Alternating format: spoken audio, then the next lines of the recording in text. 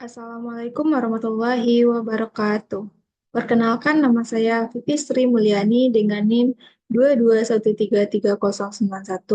Pada kesempatan kali ini saya akan mempresentasikan mengenai analisis perhubungan break-even point pada UMKM usaha mahal Bribar.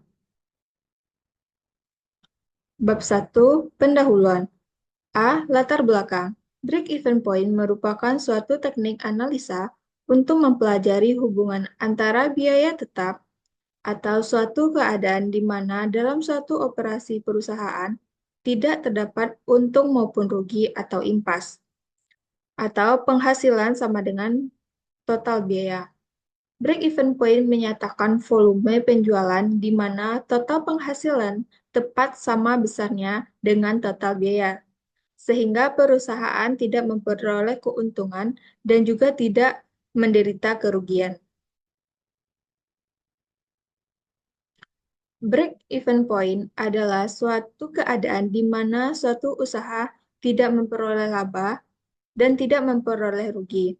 Dengan kata lain, suatu usaha dikatakan impas jika jumlah pendapatan atau revenue sama dengan jumlah biaya, atau apabila laba kontribusi hanya dapat digunakan untuk menutup biaya tetap saja. Menurut Mulyadi tahun 1997,272. B. Rumusan masalah. 1. Kegiatan usaha apa yang dibahas pada Mahalo Bribar? 2. Apa yang dimaksud dengan BEP? 3. Bagaimana cara menghitung BEP pada Mahalo Bribar? Selanjutnya, C. Tujuan penelitian. Berdasarkan rumusan masalah yang ada, penelitian ini bertujuan untuk, yang pertama, mengetahui usaha apa yang dilakukan oleh Mahalo Bribar. Yang kedua, mengetahui apa yang dimaksud dengan break-even point. Yang ketiga, mengetahui bagaimana cara menghitung BEP pada Mahalo Bribar.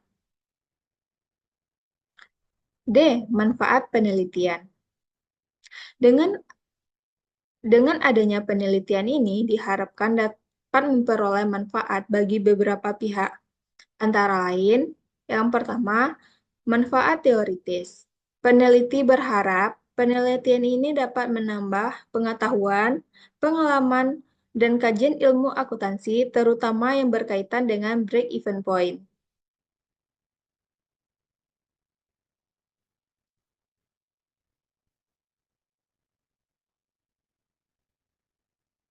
Yang kedua, manfaat praktis. A. Bagi peneliti. Peneliti berharap dengan adanya penelitian ini dapat menambah pengalaman dan kajian ilmu akuntansi, terutama yang berkaitan dengan break-even point, untuk meningkatkan tingkat penjualan pada UMKM, terutama UMKM yang kami teliti, yaitu Mahalo Bribar, yang merupakan usaha menengah, yaitu kedai kopi. Yang B, bagi UMKM Mahalo Brebar, peneliti berharap dapat memberikan informasi baru dan sebagai bahan pertimbangan bagi UMKM. Karena melalui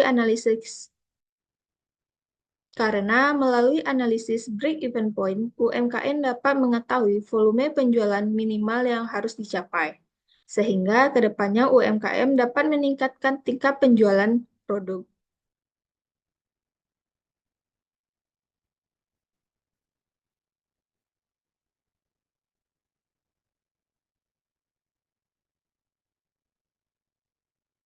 Bagi Universitas Negeri Padang, hasil penelitian ini diharapkan dapat digunakan sebagai bahan studi dan bendaharaan ilmu pengetahuan yang berguna bagi peneliti selanjutnya.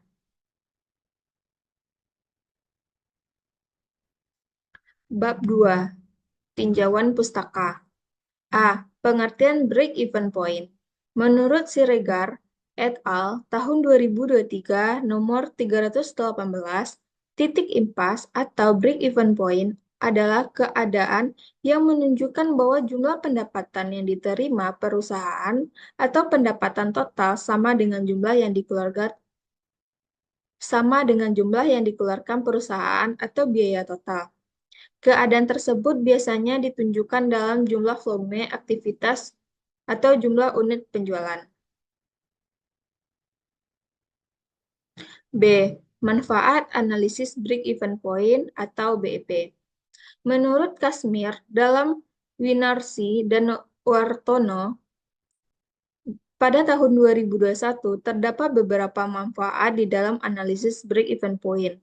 Bagi manajemen perusahaan di antaranya yang pertama, mendesain spesifikasi produk, yang kedua, menentukan harga jual persatuan, yang ketiga, menentukan target penjualan dan penjualan minimal, yang keempat, memaksimalkan jumlah produksi dan penjualan, yang kelima, merencanakan laba.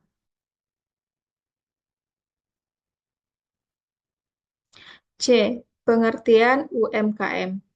UMKM merupakan suatu usaha yang dikelola oleh individu, rumah tangga, atau badan usaha dengan ukuran kecil. Suatu bisnis dapat masuk dalam golongan UMKM dengan adanya batasan laba per tahun, aset, serta juga jumlah karyawan. Menurut Tanya dan Batu pada tahun 2022. Menurut PP nomor 7 tahun 2021, usaha mikro adalah usaha produktif milik orang yang perorangan dan atau badan usaha perorangan yang memenuhi kriteria usaha mikro sebagaimana diatur dalam peraturan pemerintah. Bab 3. Metode penelitian. A. Lokasi penelitian. Lokasi penelitian ini bertempat pada UMKM Mahalo Brebar Kota Padang yang beralamat di Jalan Garuda Indo, Air Tawar Barat, Kota Padang, Sumatera Barat. B. Waktu penelitian. Penelitian dilakukan selama 10 hari dari tanggal 1 November sampai tanggal 2 maaf, dari tanggal 1 November sampai tanggal 10 November tahun 2024. C. Jenis data. Jenis data yang digunakan dalam penelitian ini sebagai berikut. Yang pertama, data kualitatif. Menurut Sugiono pada tahun 2017, data kualitatif adalah data yang berbentuk kata, kalimat, atau gambar. Data kuantitatif menurut Sugiono pada tahun 2017, data kuantitatif adalah data yang berbentuk angka atau data kualitatif yang diangkakan atas scoring.